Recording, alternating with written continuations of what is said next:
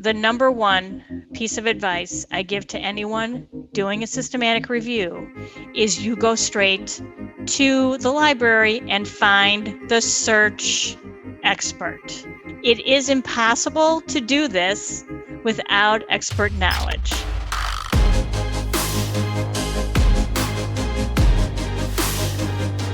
Like librarians are essential for the whole process of the review development, and I think that's why we work together so much. I think I have an unusual reverence for librarians, for a faculty, for like a tenure track engineering professor. I don't know, I just kind of saw the power, and they know how to do this far better than I do. They're going to take my question and make it better. We can't function as scientists without the support of librarians who serve as faculty members themselves, but also as brokers between the collections in the world and the disciplines from which researchers come. Most of the reviews in the social sciences are interdisciplinary. They're going to require a search across disciplines. We're typically within our own discipline. We understand how people think and talk about a given issue, but you need someone else who can understand what are the possibilities in other disciplines. They really have this approach, which is a step-by-step, methodology that allows both myself to know what to expect, as well as my students and our other team members. And then it allows us to outline in the protocols, as well as in the various different methods that we're using, the system that we're going to use to move forward. So it sets out an outline, it creates expectations, and it allows us to get through things in a timely manner. And I think that that's really important to make us all feel like we are all contributing, as well as making the best product possible through the use of this collaborative approach.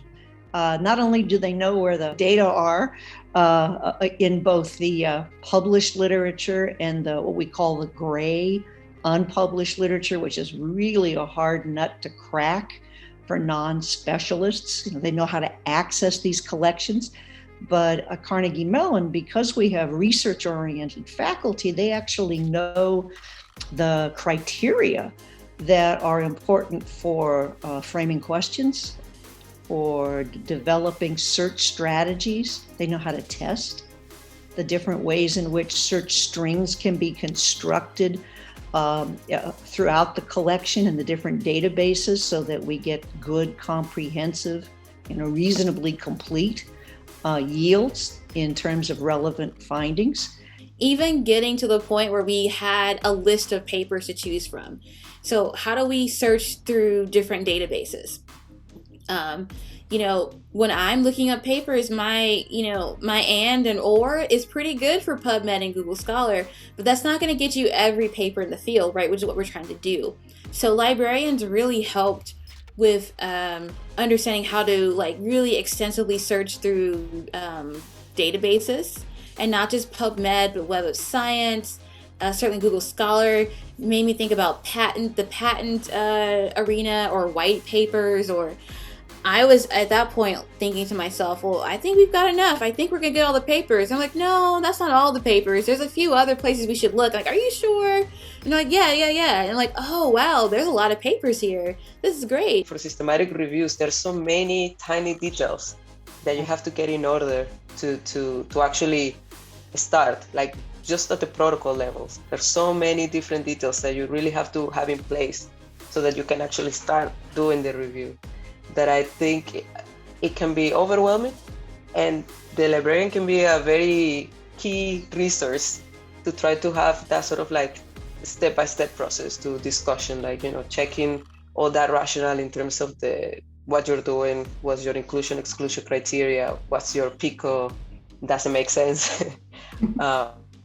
From the methods perspective, from the search strategy, designing the search strategy and all that. Librarians are privy to working on many different types of scoping and systematic reviews, and there's a lot of expertise that they can bring in at the outset that will just help the researchers reflect on the fact that although they're looking for very specific content, the methodology that they're using is probably new and will certainly benefit from someone who's had an opportunity to work across many different types of reviews. I did a national review working with one of my volunteer organizations, and it took 3+ years maybe. And after that experience, I kind of swore off systematic reviews or reviews just in general. And then I really wanted to do a project with a student. We wanted to incorporate them into our curriculum. And when we did that, we reached out to the librarians at our university, and there was actually this beautiful request form that allowed me to think through my research question, put together my team, a timeline. And really that kind of process allowed me to think through kind of what we were hoping to do and how we were going to do it. And so that's kind of how I started to get more engaged in doing these regularly. It was really this, kind of beautiful process, efficient process that allowed all of us to work at the top of our scope to do the reviews. At the outset of the course, I really tried to emphasize the specialization of librarians in the sense that they are specialists of knowing how information is stored and how to best access this information. And so I think really utilizing librarians early on in the process is extremely important. And I know our students have really benefited from meeting with our university librarians.